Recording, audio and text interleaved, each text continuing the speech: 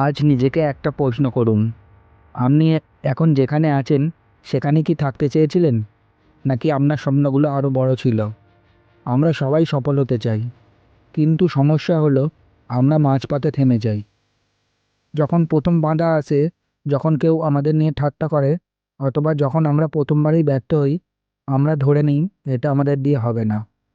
মনে রাখবেন, বিজয়ীরা জন্মগতভাবে আলাদা হয় না।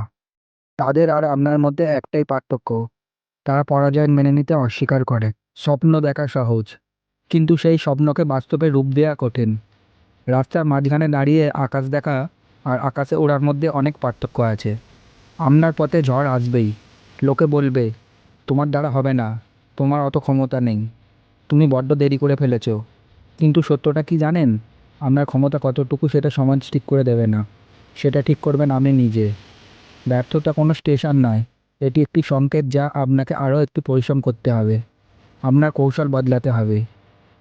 আমেরিকার বিখ্যাত বাস্কেটবল প্লেয়ার মাইকেল জর্ডান বলেছিলেন, তিনি তার কেরিয়ারে 9,000-এর বেশি শট মিস করেছেন, কিন্তু সেই ব্যর্থতাগুলোই তাকে সফল বানিয়েছে। তাই আজ অজুহাত দেওয়া বন্ধ করুন। আপনার কাছে সময় নেই, ওটা একটা মিথ্যে। আপনার কাছে সুযোগ নেই, সুযোগ তৈরি করে নিতে হবে। আপনি ক্লান্ত, মনে রাখবেন, যখন কাজ শেষ হয় তখন বিশ্রাম নিতে হয়, যখন আপনি ক্লান্ত তখন নয়। আয়নার সামনে গিয়ে দাঁড়ান, দেখুন তো মানুষটাকে। এই মানুষটার উপর বিশ্বাস করার দায়িত্ব প্রথমত আপনার। যদি আপনি নিজেকেই বিশ্বাস না করেন, তবে পৃথিবী কেন করবে? সাফল্য এক রাতে আসে না, ছোট ছোট পদক্ষেপ নিন। প্রতিদিন নিজেকে গতকালের চেয়ে 1% উন্নত করার চেষ্টা করুন। যখন পৃথিবী ঘুমিয়ে পড়বে তখন আপনি কাজ করুন, যখন বাকিরা আড্ডা দেবে তখন আপনি শিখুন। মনে রাখবেন, সূর্য যখন ওঠে সে একাই ওঠে এবং অন্ধকার দূর করে দেয়। আপনার ভেতরে সেই আগুনটাকে নিভতে দেবেন না।